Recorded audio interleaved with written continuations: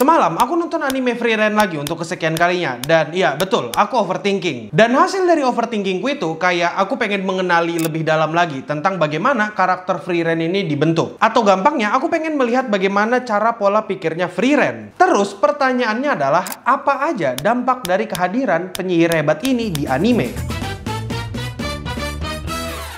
Kita sama-sama tahu kalau Frieren itu adalah salah satu anime terbaik, atau bisa dibilang salah satu anime yang absolut sinema. Dan jelas kalau keabsolutan Frieren ini nggak lepas dari karakternya yang lovable dan bisa dibilang relatable. Aku yakin dalam kepalamu yang isinya penuh dengan video brain rot atau kesulitan dalam ekonomi itu pasti berpikir, mana mungkin bisa relatable, Frieren itu kan elf gitu, elf penyihir hebat, yang dimana dia itu bisa mengalahkan Raja Iblis. Mana mungkin bisa relate dengan kita? Iya, kalau bagian situnya betul, kita nggak mungkin bisa relate. Tapi gini, setelah aku berpikir dan overthinking, aku ngerasa kalau anime Frieren ini cukup dekat dengan kehidupan kita sebagai manusia. Dan aku juga berpikir kalau anime Frieren ini nggak cuma berisi tentang penyesalannya Frieren pada saat itu. Bakal ku jelaskan pelan-pelan supaya kita bisa sama-sama paham dan sama-sama berpikir tentang waktu. Mungkin kalau kalian nonton Frieren, yang pasti jadi omongan atau diskusi utama itu pasti topiknya adalah waktu. Tapi gini, kalau misalnya kita ngomongin hubungan antara waktu dan Frieren, aku itu ngerasa kayak agak sia-sia. Aku ngerasa kayak ini tuh terlalu dangkal gitu. Maksudku gini, aku itu ngerasa kalau misalnya Frieren itu selalu menganggap waktu adalah hal yang sepele. Karena ya dia punya ribuan tahun untuk dibuang. Kita mungkin bisa sepakat kalau currency yang paling mahal, currency yang paling berharga bagi manusia itu adalah waktu. Kalian pasti sering lihat lah ya, ada beberapa orang atau mungkin semua orang itu berusaha untuk menukarkan waktunya dengan uang. Entah dengan cara mempekerjakan orang lain, menyewa joki game, habis itu perawatan kesehatan, atau bahkan untuk traveling dengan cepat. Nah, untuk Frieren, waktu yang dia pakai bersama Himmel dan party pahlawannya selama 10 tahun,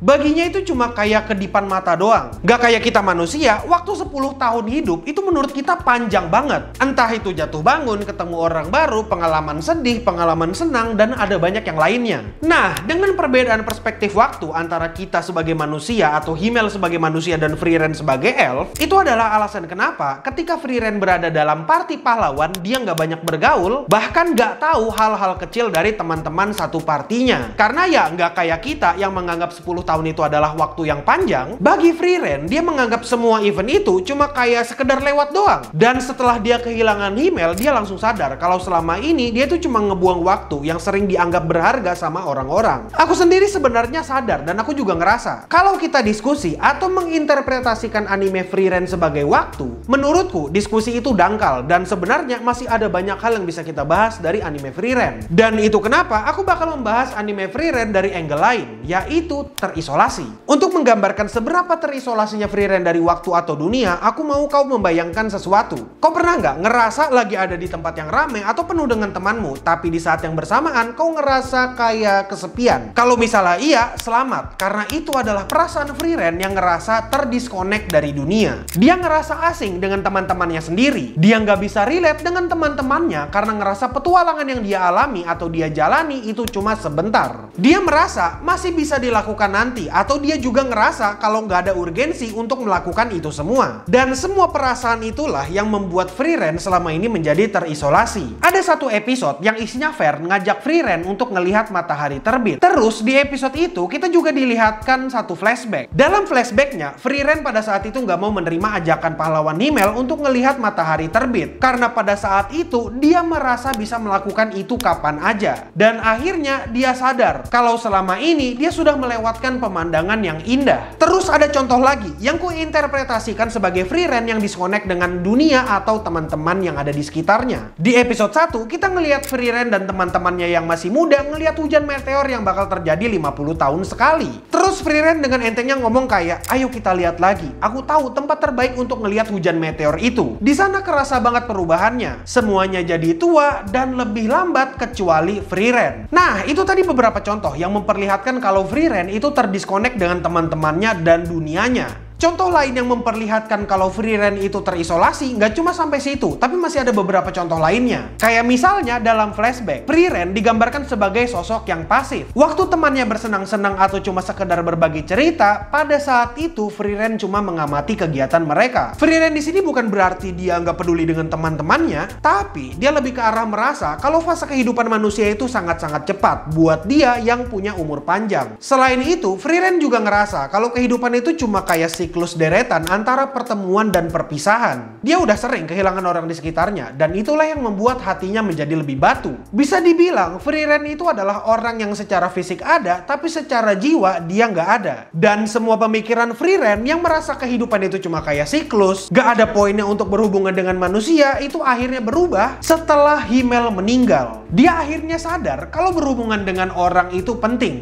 karena manusia itu nggak ada yang abadi. Hal yang abadi dari manusia adalah ide atau pemikiran, dan bagaimana cara mereka membuat kenangan mereka. Dan di sini keinginan Frieren adalah untuk mengingat kenangan apa aja yang sudah dia buat selama 10 tahun dengan party pahlawan. Selain itu juga, dia berusaha untuk tidak terisolasi lagi ketika dia berpetualang dengan Vern dan Star. Dan sekarang, apa sih kesimpulan dari cerita anime Frieren? Cerita yang kita baca atau tonton dari anime Frieren adalah bentuk penyesalannya dulu, yang gak bisa memaknai kehidupan bersama dengan partinya yang lama. Menurutku sendiri, anime ini sebenarnya gak cuma menceritakan soal waktu, tapi menceritakan tentang teralienisasi dari lingkungan sekitar. Umur panjang itu jelas berkah, tapi di satu sisi, umur panjang itu bisa membuat manusia menjadi terisolasi. Dan akhirnya, umur panjang tadi itu bisa membuat manusia kehilangan makna kehidupannya. Ada satu penelitian yang namanya Mouse Utopia Experiment atau Behavioral Sync. Isi penelitiannya itu, tikus yang diberikan tempat dengan unlimited resource kayak makanan, minuman, dan lain-lain. Dan hasil dari penelitian itu, tikus yang tadi sudah hidup sejahtera, berpopulasi, dan sebagainya, akhirnya secara bertahap makin lama menjadi kacau dan berakhir dengan kemusnahan. Secara sederhana, penelitian itu ngomongin apa yang terjadi ketika tikus tadi kehilangan peran sosialnya dan menjadi teralienisasi dan terpisah dari kehidupan sosial. Aku ngelihat anime ini kayak Frieren yang berusaha untuk keluar dari Mouse Utopia eksperimen tadi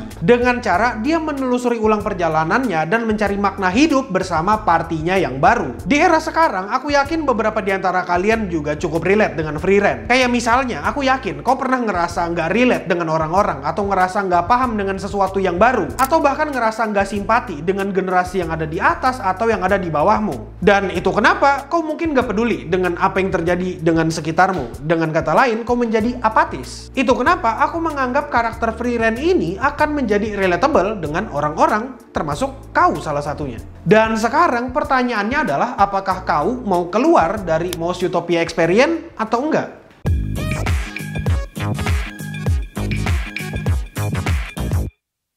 Ya, sebenarnya aku bikin ini nih gara-gara aku kan nonton anime Frieren. Terus habis itu tersandung dengan satu paper atau jurnal gitu. Ya betul, namanya Behavioral Sync atau Mouse Utopia Experiment. Sumpah ya, paper itu bagus banget dan menggambarkan kehidupan sosial parah. Kalau manusia terlalu bahagia, udah nggak punya peranan dalam kehidupan, dalam sosial, atau nggak punya makna hidup, tikusnya pada saat itu tindakannya aneh-aneh. Udah mulai muncul ya, kalau kau baca papernya sendiri, kau bakal ngerti kenapa dunia kayak gini.